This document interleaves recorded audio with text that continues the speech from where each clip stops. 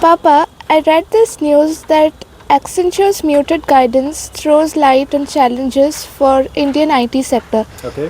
What do these terms exactly mean? See, basically, I'll tell you about guidance. Do you know about revenue, earnings, sales? All these may sound similar, but there are differences. Revenue is the total income a company gets or generates by selling its products and services. Plus from other income generating sources such as maybe your dividends, your interests or licensing fees, that becomes total revenue.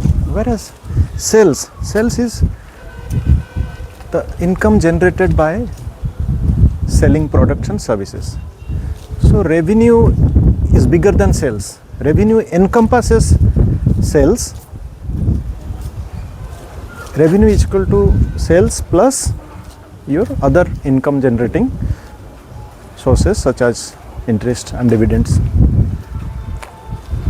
Now coming to revenue and earnings, the difference is that revenue I have already explained. Earnings is the profit part.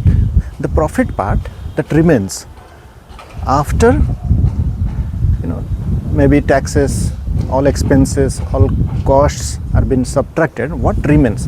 The profit part is the earnings. Now coming to the news that you read. Now coming back to the Accenture news. Accenture is the world's largest IT services company, which has most Indian workforces. That company in its quarter four means June, July, August, because Accenture follows the cycle of September to August, unlike Indian companies which follow April to March financial cycle. There are some companies, Indian companies, which follow different financial cycle. For example, I know one company, Rain Industries, which follows January to December.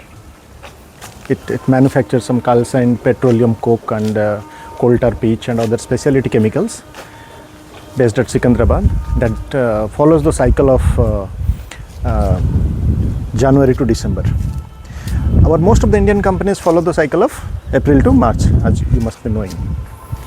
Now Accenture follows September to August cycle.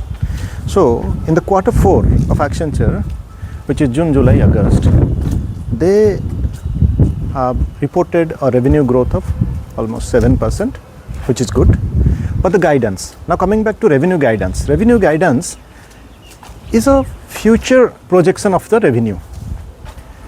For example, for the next quarter or for the next annual session. So revenue guidance is something the company management predicts for the future. If, for example, a company says, management says that we in the next quarter or in the next year we are anticipating 20% revenue growth or 30% revenue growth or 40% revenue growth, that is called a strong guidance. Whereas if a company says will generate only 2% revenue growth, that is kind of muted guidance. You understand the meaning of mute? So that is kind of muted guidance, means almost negligible 1% growth or 2% growth. So Accenture has given the revenue guidance of 2 to 5%. Generally the guidance is given in the range, in a range, because no management, no company can give exact precision financial predictions. That's impossible. So they give 2 to 5%.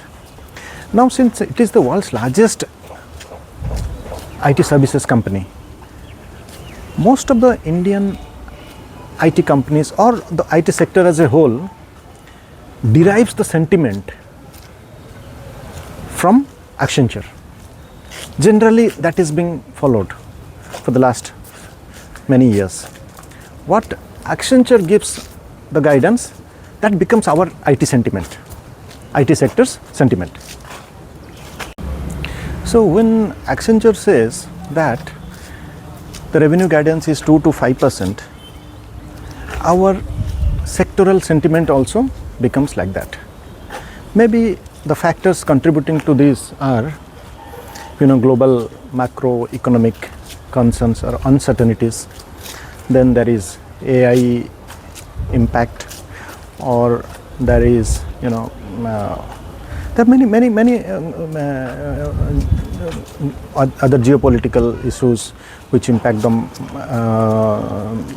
company's revenue, or internal data, or market trends, or there are many factors which contribute to the guidance figures. So when a company like Accenture gives the guidance of 2 to 5%, our Indian IT companies or Indian IT sector as a whole also derives that sentiment that our revenue or the sectoral revenue will be in line with that of Accenture, because that's the world's largest IT services company. We have many IT services company, as you might be knowing. There are Cognizant, Capgemini, Infosys, TCS, Wipro, HCL. There are many IT services companies, LTI, Mindtree. So our overall sentiment becomes a challenge that maybe company specific guidance, revenue guidance, or sectoral guidance as a whole will be in the range of also max to max 5%. So that's a challenge. The challenge is mainly because of AI adoption, AI challenges, AI trainings, and some tariffs by USA, and then global uncertainties.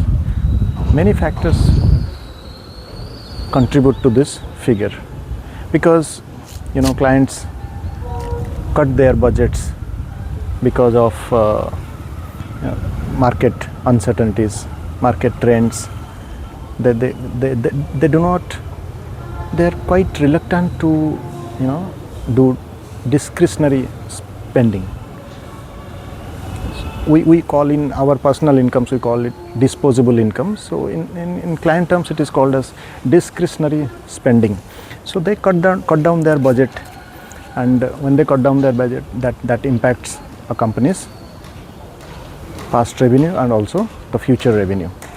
Now I have explained you about what is revenue, what is earnings.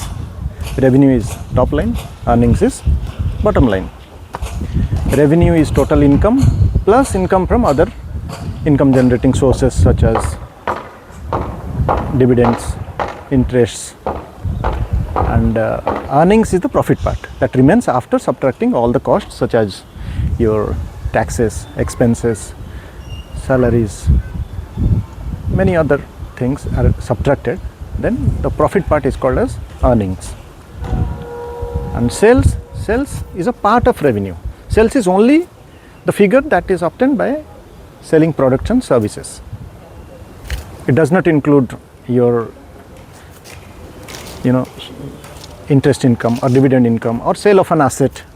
For example, an organization has a land which it sells, so that becomes part of the revenue. It does not become the part of the sales. So basically, coming back to the news and concluding it, Accenture decides the guidance of most of the Indian IT companies.